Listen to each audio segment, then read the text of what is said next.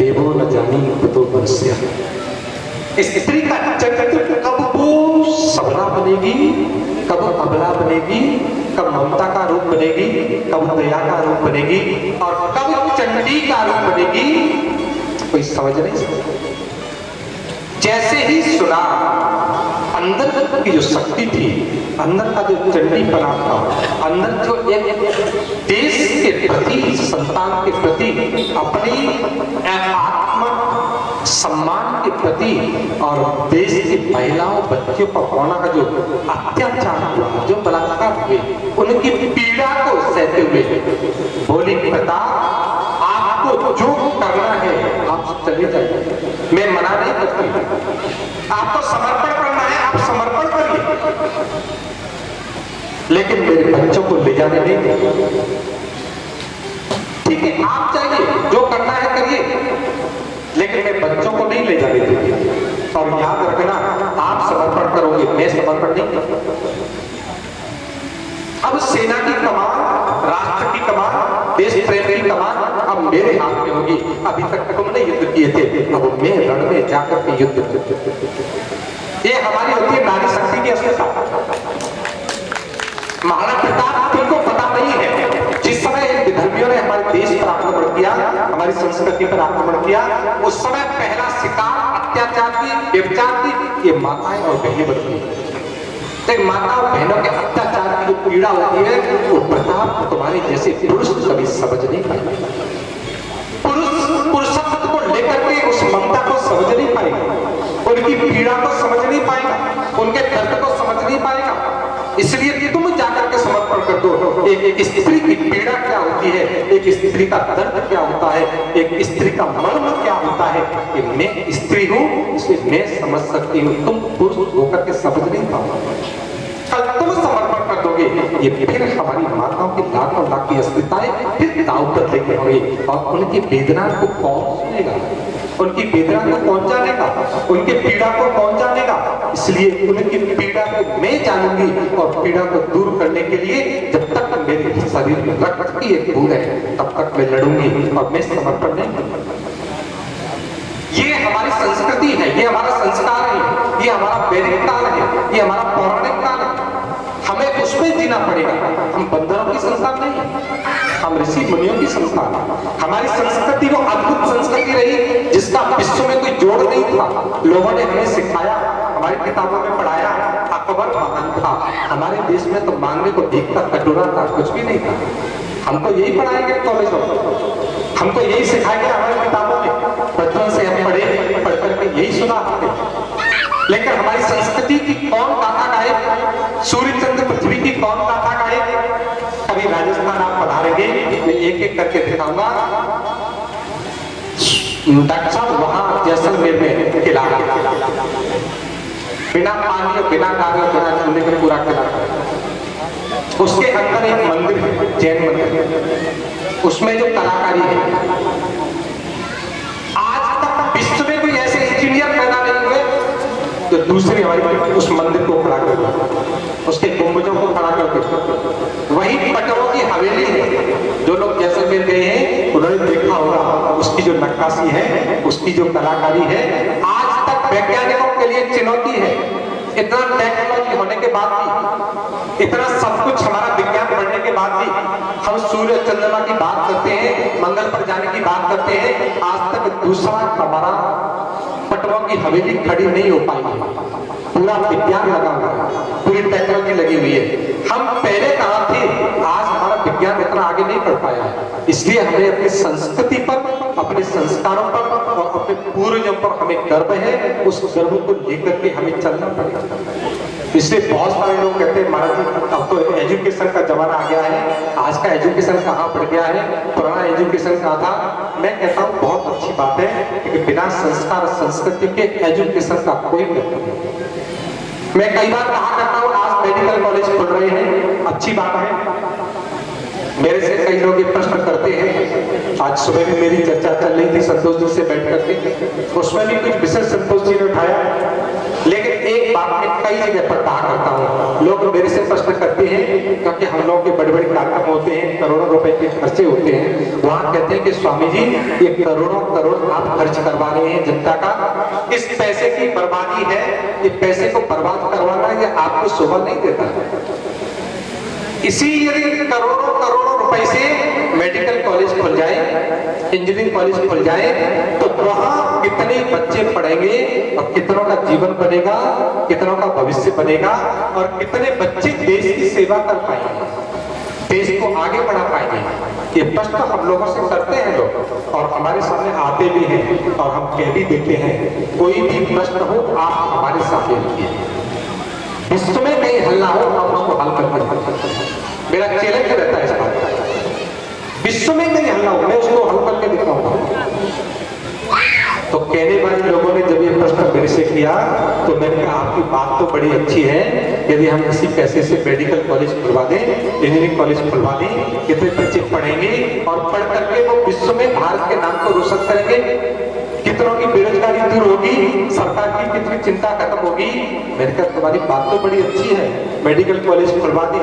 आज भी medical college बहुत खुले हुए हैं, इंजीनियरिंग कॉलेज बहुत खुले हुए हैं, बच्चे पढ़ रहे हैं, लेकिन उस पढ़ाई पढ़ने के बाद हो क्या रहा है, जितने कस्बे में आतंकवादी है वो कोई MBA किया हुआ है, कोई M.Tech किया है, कोई B.Tech किया है, कोई MBBS किया है, कोई MD किया है, कोई MS किया है, सभी एक से हाई एजुकेटेड। तुम इंजीनियरिंग कॉलेज खोलने के बाद मानव को पैदा कर सकते हो, मनुष्य पैदा कर सकते हो, मेडिकल कॉलेजों में पढ़ा करके उन बच्चों को मानव बना सकते हो, मनुष्य बना सकते हो, लेकिन याद रखना तुम उनके अंदर मनुष्यता नहीं आ पा रही, मानव के अंदर मानवता नहीं आ पा रही है। इंजीनियरिंग कॉलेज मानव को तुम बना देते हो, डॉक्टरी कॉलेज में जाके तुम मानव को बना देते हो, मनुष्य को बना देते हो, लेकिन मानवता उनके अंदर नहीं आ पाती है। ये संस्कृत, ये संस्कार, ये सत्संग, ये संत, ये महापुरुष, ये विद्वान, ये मनुष्य के अंदर मनुष्यता का प्रवेश कराते हैं, मानव के अंदर मानवता का प्रवेश कराते हैं। तुम इंजीनियरिंग बन करके बलात्कारी बन सकते हो, उग्रवादी बन सकते हो, चोर बन सकते हो, डकैत बन सकते हो, दूसरे की हत्या कर सकते हो, लेकिन उन सब में मानव को मानवता कौन लाएगा? ये महापुरुष सत्संग के रूप में लाएंगे, ये संत सानिध्य का प्राप्त करके तुमको मनुष्यता प्राप्त कराएंगे और वही मनुष्यता आएगी, वही तुम्हारी संस्कार और संस्कृति को विदेशों तक ले जाएगी। हमारे देश में लाखों करोड़ों लोग आए, करोड़ों लोग हमारे देश का सोना चांदी लूट करके विदेशों को ले गए, कोई अमेरिका ले गया, कोई अरब ले गया, कोई और कहीं ले गए। हमारे संत लोग, हमारे महापुरुष लोग विदेशों में जाते हैं, वहां से पैसा लाते हैं। क्यों? लोग कहते हैं महाराज संतों को विदेशों से पैसा लाने की क्या जरूरत है? बहुत अच्छी बात है, संतों का पैसे से कोई संबंध नहीं होता है, संतों का पैसे से कोई लेना देना नहीं होता है, लेकिन याद रखना जिन कुकर्मियों ने, अधर्मियों ने, अत्याचारियों ने हमारे देश को लूटा, हमारे देश के सोने चांदी को लूटा, हमारी संपत्ति को लूटा और लूट करके वो विदेश में ले गए, विदेशों में उन्होंने जमा किया। हमारे संत वहां जाकर के नियम तो ये होता, कायदा तो ये होता, 1947 के बाद जब देश मुक्त हुआ, इन हमारे देश के नेताओं को विदेशों से लूटा गया धन देश में लाना चाहिए था, हमारे देश के सोने चांदी को देश में लाना चाहिए था, हमारे वैभव संपत्ति को देश में लाना चाहिए था, कि दायित्व नेताओं का था। लेकिन जब नेताओं ने उस दायित्व को नहीं किया, नेताओं ने उस कार्य को नहीं किया, नेताओं ने अपनी जिम्मेदारी को नहीं किया, तो ये दायित्व निभाना पड़ा हमारे महापुरुषों को, हमारे संतों को और हमारे विद्वानों को। विदेशों में जाकर के इस धन को वापस ला रहे हैं, और वापस लाने के बाद कर क्या रहे हैं? कोई होटल खोला है, कोई संत का कोई होटल हो, मेरे को बताइए है कोई संत ने पैसा ला करके फैक्ट्री खोली हो? एक मेरे को उदाहरण दे दीजिए। जितने भी संत विदेशों से धन को ला रहे हैं, या तो गौशाला खोल रहे हैं, या हॉस्पिटल खोल रहे हैं, या अनुच्छेद खोल रहे हैं, या वेद विद्यालय खोल रहे हैं। जिस संस्कृति को बढ़ाने का कार्य, जिस संस्कृति और संस्कार को मजबूती प्रदान करने का कार्य सरकार को करना चाहिए था, वो दुर्भाग्य से हमारे महापुरुषों को करना पड़ रहा है। संत तो भजन करने के लिए निकले थे, संत तो भजन करने के लिए बने थे, लेकिन वो भजन छोड़ करके, वो माला छोड़ करके विदेशों से धन लाने में लगे हैं। क्योंकि देश के प्रति जो प्रेम संतों का है, महापुरुषों का है, वो किसी लुटेरों का नहीं हो सकता। लुटेरे लोग लूट सकते हैं, लुटेरे लोग तुमको बर्बाद कर सकते हैं, देश को बर्बाद कर सकते हैं, विदेशों में आप आज भी ले जा करके जमा कर सकते हैं, लेकिन देश प्रेम में ये उस धन को ला करके यहाँ के गरीबों में दे दिया जाए, अन्य क्षेत्र खोल दिए जाए, गौशालाएं खोल दी जाए, तो आज दर दर भटक रही हैं। आज गरीब लोगों के लिए औषधालय खोल दिए जाए, हॉस्पिटल खोल दिए जाए। हमारे जो गरीब बच्चे जिनको बड़े बड़े कॉन्वेंट स्कूलों में पढ़ने के लिए फीस नहीं होती है, वहाँ के लिए कपड़े नहीं होते हैं, उन बच्चों को एजुकेशन दिला करके देश के विकास की मुख्य धारा में भागीदार बनाने के लिए उन विद्यालयों में तो बच्चों को पढ़ाना होगा। फ्री में पढ़ते हैं, फ्री में कपड़े देते हैं, फ्री में भोजन कराते हैं, फ्री में रहना होता है, फ्री में पुस्तकें मिलती है, सारी चीज फ्री होती है। क्यों? उस देश को आगे बढ़ाना है, तो संतों की प्रमुख भूमिका थी। और याद रखना, देश का नेतृत्व जब जब संतों के पास आया, तभी देश अपने चरम पर सोने की चिड़िया और विश्वगुरु बनकर के सामने आया है। चाहे वो भगवान शंकराचार्य जी का काल हो, आदि गुरु भगवान शंकराचार्य जी के समय में परिस्थितियां बहुत बिगड़ थी, बहुत बिगड़ परिस्थितियां थी। सारे अधर्मी लोग सनातन धर्म को समाप्त करने के लिए पूरे कुचक्कर नच रहे थे, और वैसा ही समय आज चल रहा है। आज परिस्थितियां उससे कम नहीं, आज परिस्थितियां कहीं उससे भी ज्यादा भयंकर है। आज पुनः हम लोग को इस धर्म सम्राट स्वामी कृपाल जी महाराज की भूमि में प्रण लेना होगा, संकल्प करना होगा कि जो कृपाल जी महाराज के संस्कार आप सबके अंदर ब्लड के रूप में बैठे हुए हैं, संस्कार के रूप में बैठे हुए हैं, परिवार के रूप में बैठे हुए हैं, रिश्तेदार के रूप में बैठे हुए हैं, पड़ोसी के रूप में बैठे हुए हैं। कोई ना कोई तो रिश्ता है। ब्लड का नहीं होगा तो रिश्तेदारी का होगा, रिश्तेदारी का नहीं होगा तो पड़ोसी का होगा, पड़ोसी का नहीं होगा तो तुम्हारे गांव का होगा, गांव का नहीं होगा, इस मिट्टी का है ही। उस सबकी सोबत में लेकर के हमें निश्चय करना पड़ेगा। आज जो अधर्मी लोग हमारे धर्म को मिटाने का कुचक प्रयास कर रहे हैं, लगे हुए हैं, उन सबको जवाब देना पड़ेगा। और सनातन धर्म को बचाने के लिए उन विधर्मियों के साथ जो करना होगा वो हम करने के लिए तैयार हैं। आज संत लोग इसी में लगे हुए, संतों का ये दायित्व बन गया है। इसलिए अच्छे अच्छे पढ़े लिखे लोग हमारे कई दो भाई हैं। मैं संपूर्ण यूनिवर्सिटी का स्टूडेंट रहा हूँ, मैं बताया पार्श्वनाथ द्विवेदी जो हमारे वेदांत विभागाध्यक्ष थे, उनके अंडर में मैंने पीएचडी किया था। उनके बाद में प्रोफेसर रामकिशोर त्रिपाठी जी आए, वो वेदांत विभागाध्यक्ष रहे। तो राममनोहर मिश्र जी व्याकरण विभागाध्यक्ष थे हमारे समय। राममनोहर मिश्र जी वो अब रिटायर। तो ये सब हम लोग, शुक्ल जी थे, तो सुधांशु जी पीएचडी में थे, कैलाशपति जी सभी लोग वाकई थे और बड़े अच्छे अच्छे धुरंधर विश्व के बचाने वाले विद्वान। इसलिए इन सभी पर दायित्व है कि हम अपनी संस्कृति को बचाएं। इसलिए आज की नई पीढ़ी कई बार प्रश्न करती है कि स्वामी जी क्या रखा है, एजुकेशन को लेकर के बच्चों को आगे पढ़ाएं, संस्कार संस्कृति में क्या है। एक बार मैं दिल्ली में बैठा था, मुझे एक बात याद आ गई। बैठे बैठे बहुत अच्छा डॉक्टर का परिवार था, बड़े एमडी थे, दिल्ली में जाना माना हॉस्पिटल है उनका, प्रीति हॉस्पिटल। बैठे बैठे सुबह अचानक चर्चा चली, स्वामी जी बोले बेटा भी बड़ा हो गया, बेटे की भी शादी करनी है और ये बेटी भी 22-23 की हो गई, अब इसके लिए भी कोई कर चाहिए।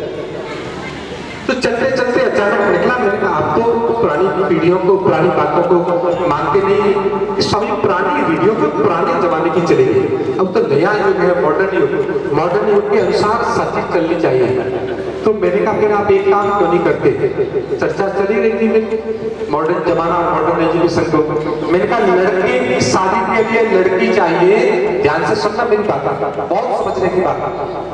लड़के की शादी करना चाहते हैं तो एक लड़की की जरूरत पड़ेगी, और लड़की की शादी करेंगे तो एक लड़के की जरूरत पड़ेगी। बाहर कहाँ भटक के फिरोगे, तुम्हारे घर में लड़का लड़की दोनों मौजूद। बहुत गहराई में बात बोला, समझना बात। लड़के की शादी के लिए लड़की बाहर से ढूंढेंगे, ये पुराने लोगों की बातें हैं ना। छोड़ दो पुरानी बात, क्यों ढूंढ रहे बाहर जाकर? बेटी है तो बेटी के लिए योग्य कोई बेटा चाहिए, लड़का चाहिए, दामाद चाहिए, वो भी बाहर ढूंढना पड़ेगा। ये बाहर ढूंढने की प्रक्रिया खत्म करिए। तो घर में मौजूद है लड़का लड़की, दोनों की आप शादी क्यों नहीं करवाते? समझ रहे बात? इनकी आपस में ही घर में ही शादी क्यों नहीं करवा देते? बोले स्वामी जी ये कैसे संभव? मैंने कहा क्यों संभव नहीं है? कि बाहर से लड़का ढूंढना, बाहर से लड़की ढूंढना, ये तो पुरानी बातें हैं। पुरानी बातों को छोड़ दीजिए, नए मॉडर्न जमाने में चलिए, नई शिक्षा नीति को अपनाइए। नए जमाने में लोग जो चल रहे हैं उसी को लेकर के चलिए, तो नए जमाने में सब कुछ आप कर सकते हैं। तो नए जमाने में नया उदाहरण बन करके समाज के सामने आ जाइए। बेटे बेटे की शादी करा दीजिए, समाज को नया उदाहरण मिलेगा, नया लक्ष्य मिलेगा, नया मुकाम मिलेगा, नई चीज मिलेगी, नए लोग पद्धति से अपने अपने परिवार में शादियां करेंगे। लोगों के लिए आप एक उदाहरण बन जाएंगे। बोले स्वामी जी ये संभव नहीं हो सकता। मैंने कहा क्यों नहीं हो सकता है?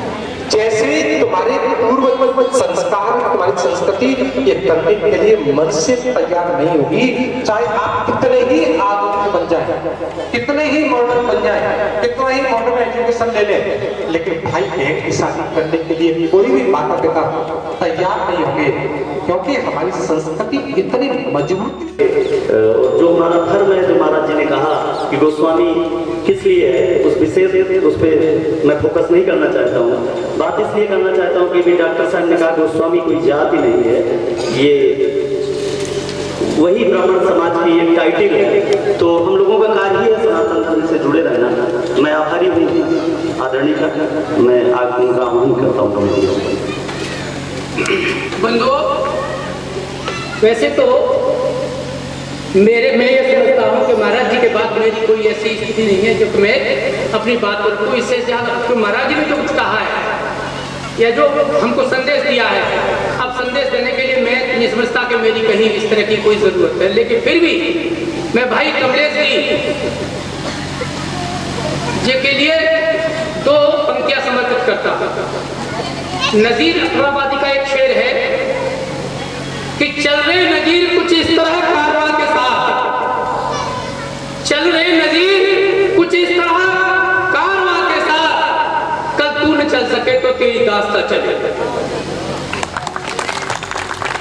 और बंधुओं, किरदार की बात करते हैं लोग, इत्र से कपड़ों का महकना कोई जरूरी नहीं, इत्र से कपड़ों का महकना कोई बड़ी बात नहीं।